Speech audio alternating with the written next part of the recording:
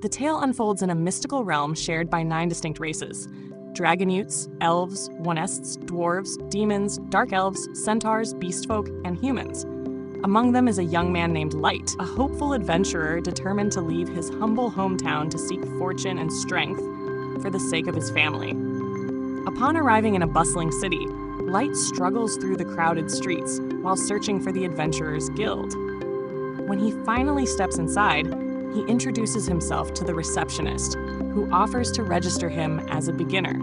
She explains that every newcomer starts at the lowest rank, F, and asks if he has a special skill. Light reveals his unique ability, Unlimited Gacha, which lets him draw random cards and summon items from them. Curious, he demonstrates by summoning a rusty fork, leaving the receptionist speechless. Flustered, he tries again, but only manages to produce spoiled food. Embarrassed by his poor luck, Light earns nothing more than the lowest rank and receives his adventurer's card. When he asks about available quests, the receptionist points him to the job board, only to realize that Light can't read. Pitying him, she reads out the tasks herself, and Light eagerly accepts simple chores in hopes of earning some money. After a full day's work, he finally gathers enough to rent a room. Unfortunately, his relief doesn't last. A gang of beastfolk ambushes him, their leader striking him down and stealing his hard-earned coins. The wolf-headed ringleader mocks Light's weakness before leaving with his laughing crew, while the surrounding crowd ignores the beaten boy. Just when he feels completely abandoned, a kind elf approaches and helps him up. Though embarrassed, Light is touched by her compassion. She introduces herself as Sasha, and alongside her companions, she presents the Concord of Tribes, a group of adventurers representing 8 of the 9 races. The beastman Geru explains that they are searching for a human to complete their fellowship. Shocked yet honored, Light accepts their invitation to join. Together, they venture into the Abyss, a treacherous dungeon. When a massive worm monster lunges at Light, Geru cuts it down instantly. Another attacks from behind, but Sasha saves him with her bow, then scolds him for his recklessness, warning that the Abyss is no place for carelessness. As she tends to his injuries, the others tease her for acting overly protective, which leaves her blushing and defensive. Trying to lighten the mood, Drago praises Light for always making excellent tea for the team, which boosts his spirits. With their morale lifted, the group pushes deeper into the dungeon. When they finally stop at what looks like a dead end, Light assumes it's time for a break and begins preparing tea for his companions. Just as Light is preparing tea for his companions, Drago abruptly tells him there's no need, because they are expelling him from the party.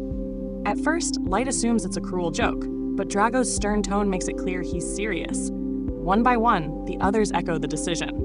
Geru explains that their group has no use for him, while Sasha mocks his foolishness. Even Sion and Nano join in, belittling him as worthless. Confused and hurt, Light asks why they would betray him after treating him so kindly before. Geru reveals the truth. Their kindness was an act to lure him in. They only wanted him because of his unlimited Gacha ability, hoping it would make him a legendary powerhouse. But since it only produced worthless junk, they now see him as nothing more than a burden. Geru sneers that he's just a talentless human who is destined to fail.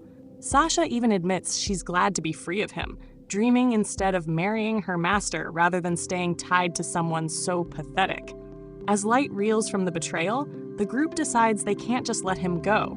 He knows too much. Geru slashes his cheek to draw blood, and the others coldly watch as he tries to flee. Sasha shoots an arrow into his leg, forcing him to collapse in agony.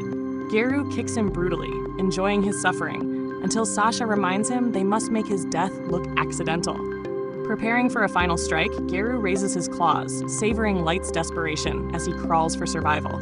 Just as the end seems certain, Light's hand presses against a hidden teleportation trap. Drago urges Geru to kill him before it activates, but the magic whisks Light away in the nick of time. He awakens deep within the dungeon, battered and bleeding. Fear grips him as he realizes that, in his condition, even a weak monster could finish him. Memories of his family and of the party's false kindness break him down into tears, but sorrow soon gives way to rage. Betrayed and abandoned, Light swears to exact vengeance on them all. His vow is interrupted by a chilling presence. Turning, he finds a terrifying level 1 Orthus beast staring him down. Shocked that such a creature exists here, he realizes the teleport trap must have sent him to the deepest layer of the abyss.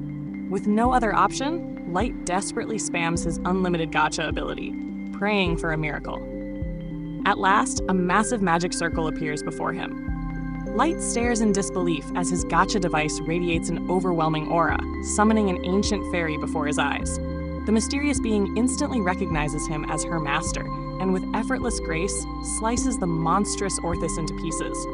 Its remains scatter across the ground, and the fairy lands gently, clearing away the debris with a flick of her hand.